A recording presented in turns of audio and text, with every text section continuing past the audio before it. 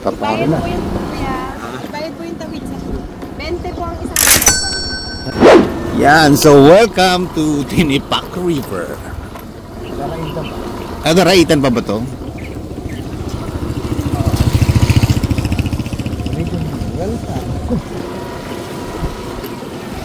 So dito pwede na maligo rito, pre.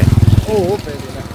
Ito yung napapanood natin sa social media, yung ano, yung may bridge tapos naglalangoy-langoy sila diyan. Ganon. Ano ba to? Saan papunta Tinipak River?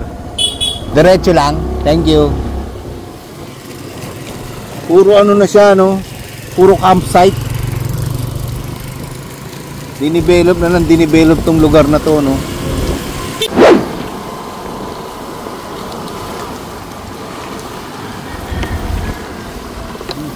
Saan tayo? Ayaw, kuya. Tinipak? Tinipak po. Diretso pa. Kaliwa. Salamat po. Okay, salamat po.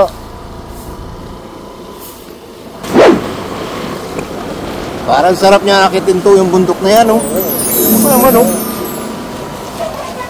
Very cloudy, oh. Actually, ito na yan, eh. Nga lang, hindi na kayo pwedeng mag-iisang motor. Dahil madulas. So, welcome to Tinipak River. Actually, yan na yan, oh. Yan na yan, oh. Ito yung isa sa magandang senaryo sa may Tinipak. Mga tipong alas 5:30 na ng hapon. Yan. Tapos, ito yung dadaanan mo. Ha? Hindi na. Madulas pa tayo. Lagayin ko na lang to. Yan si Toto. Tapos, nadaanan mo sementeryo. Tapos yung tipong walang ilaw pa. Good luck. So yun lang, no? Yun lang ang senaryo dito sa Tinipak River pag pupunta ka dito. By nature talaga, maulan talaga dito. And expect mo ng madulas. Kaya eto, naglakad na lang ako. Eh yun nga, part of the view is dinadaanan natin yung sementeryo. Diba? Siya. Kung dadaan kayo dito para tayo, 100. Buti hindi na kami dumaan, ganon? Hindi. Mababalik yung taga kayo dyan. Ah, ganon? Bantay dyan eh. Sa barangay. Aha. Paparegister kayo doon, 100 per head. Bago lang mo dito sa loob. Okay. Kuha kayo ng tour guide. 500 ang tour guide. Magtutour guide pa ho kami, mandatory. Pumunta ka ng rock formation, kailangan mo ng tour guide. Paparegister ka. Hanggang dito lang ang hindi pwede kahit wala kang tour guide. Ah, okay. Oo. May boundary. Ah, okay. Pag pumasok ka pala rito, talagang kailangan magpa-registered sa barangay for 100 pesos. And magbabayad ka ng 500 pesos para dun sa tour guide. Mandatory. Ngayon, itong ginagawa namin na to is wala naman kami nakita kasi. Ngayon, itong ginagawa namin na to is parang take risk lang ito. Eh di kung pabalikin, di pabalikin. Ito na yan si Tinipak River eh.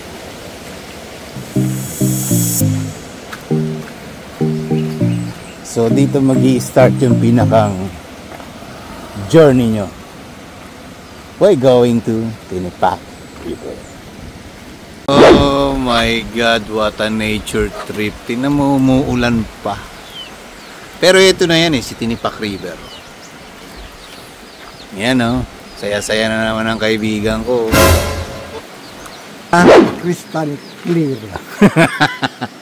Yan, so So, hi guys! Welcome back again to my YouTube channel. Again, this is Esteban the Great.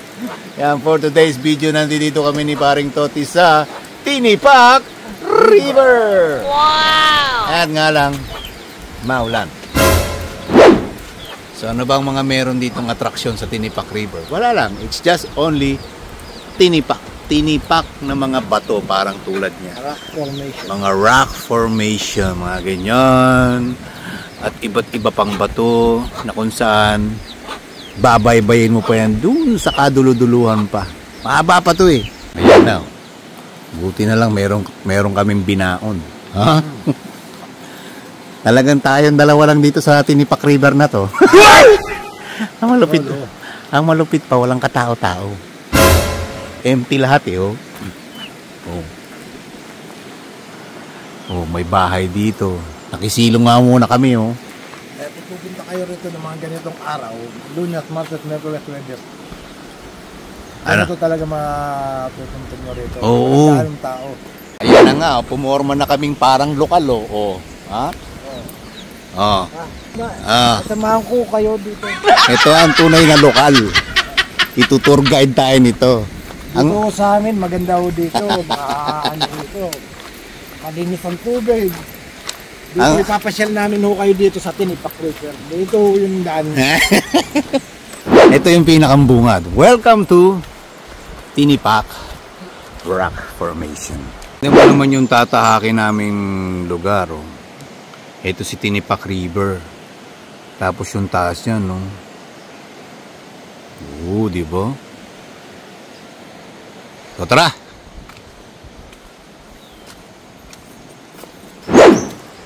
Ganda naman kasi, oh. Oh. Ganda ng view.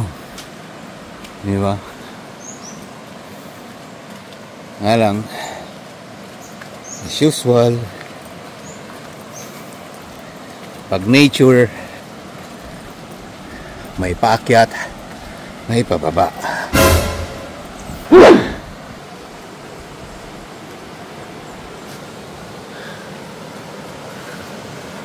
Para tayong survival dito. Oh. Ano naman. Pero ang ganda ng view. So pag nandito ka sa magagandang rock formation na to, wala kang ibang gagawin kundi mag-pictorial lang tayo. Mag-pictorial lang kayo na mag-pictorial. Right, Paring Toto? Right, man. So yun. Siguro wala pa yata kami sa 1/4. Mahaba pa yan eh. Pero ang maganda rito, in every rock formation, ang ganda mag-photoshoot. So kung ito na yung madadaanan nating mga bahay-bahay na mga lokal dito.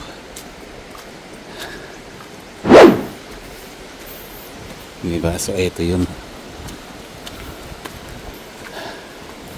Baka may tindahan dyan. Yan, may tindahan, oh.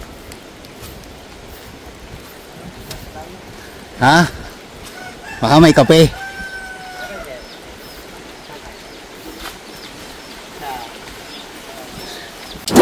Kung inyong mamarapatin, magkano naman kaya ang kinikita dyan sa mga cottage na yan?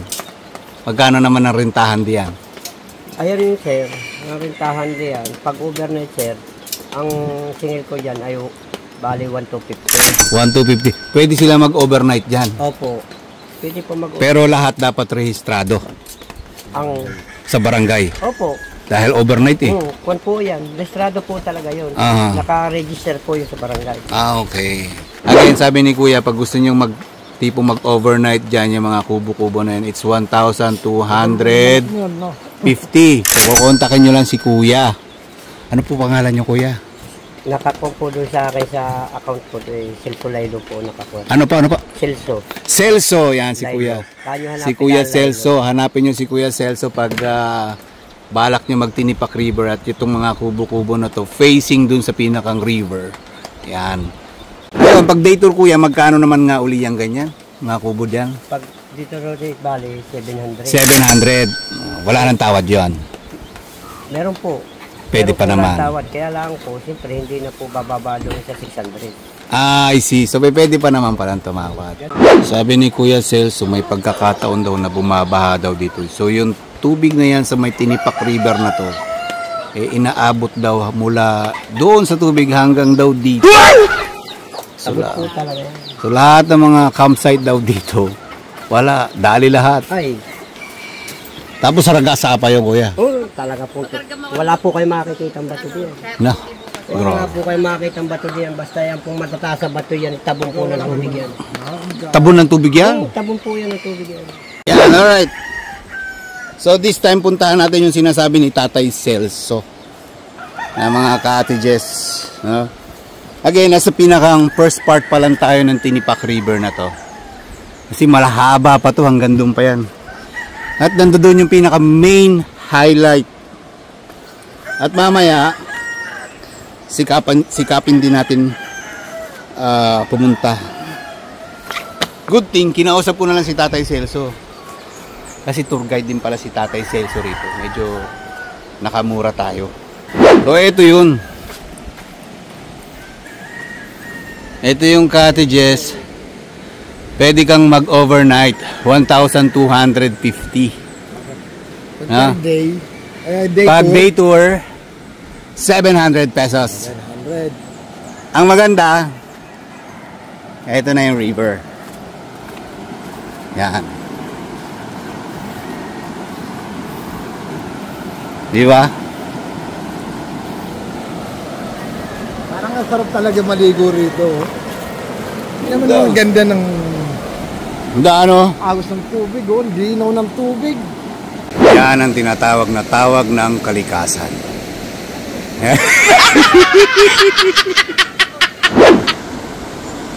Ayun oh, may mga mangilan-ilan tourist na dumarating oh. Alanganing araw kasi ngayon.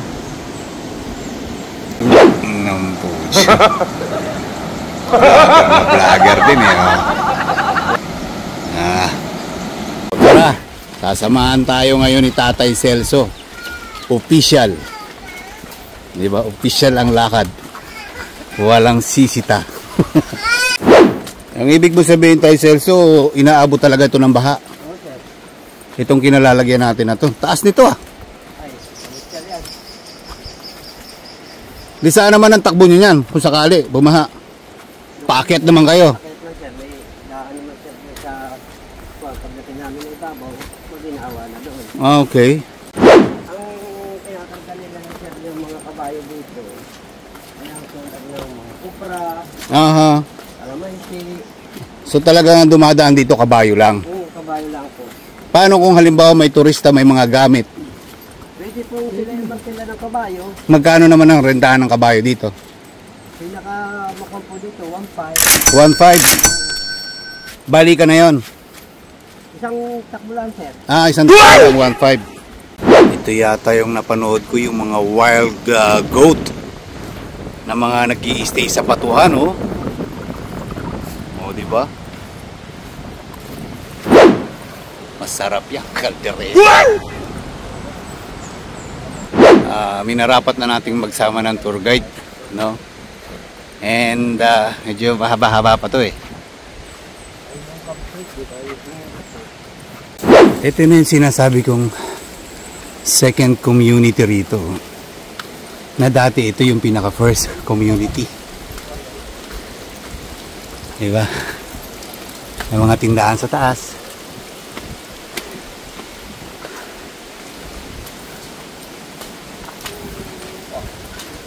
Ito.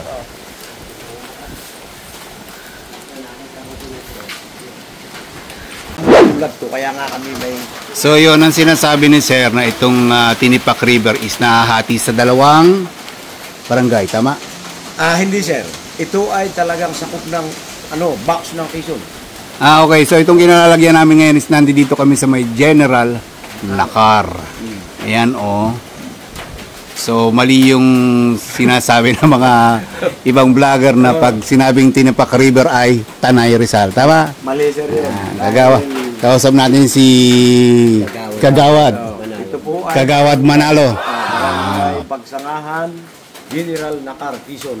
Yo. Ayan yung tamang ano dito. So ito yung sinasabi ko sa inyo, second community na dating first community lang kasi yung una wala pa yun eh. Oo, wala eh, pa yan. diba? Ito yung pinakang una. Maunawaan ninyo yung mga bawat salita niya. Regulasyon. May ano eh, may wala nang pagkaya na alma ng tagaroon. So ito, bali ano to, registration. Yan sir yung ano, yung environmental green ng barangay Pagsangahan. Okay. Ayan, napaka-special naman natin ngayon at kasama pa natin si Kagawad. Manalo. Si Kagawad Manalo. Wow! General Nakar. Ayan. Barangay Pagsangahan. Pagsangahan. Ang daraitan ay 100 per head. 100 per head talaga sa daraitan. Okay?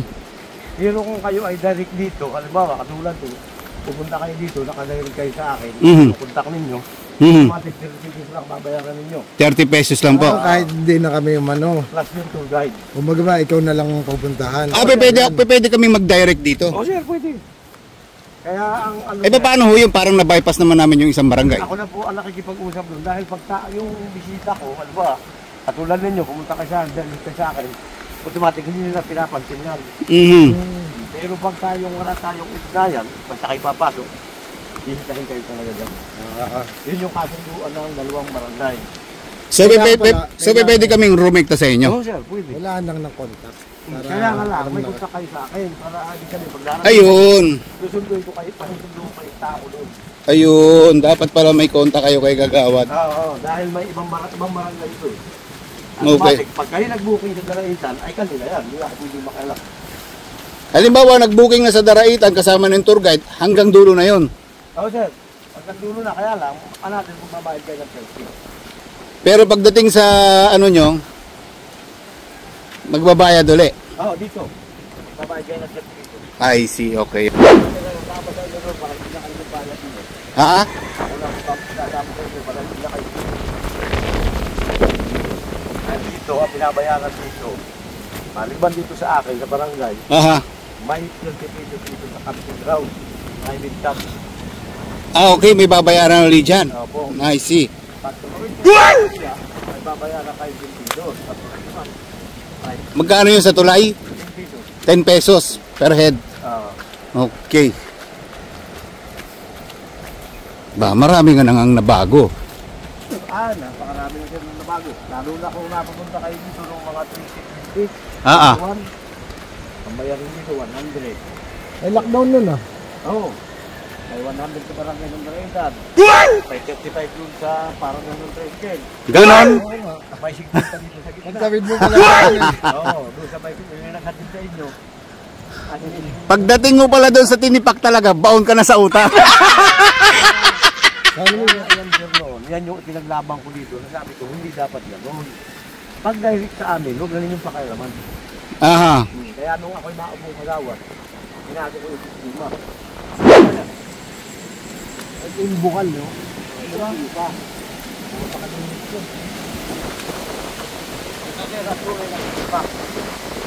Ito ang tunay na tinipak. Ang linis naman talaga, oh.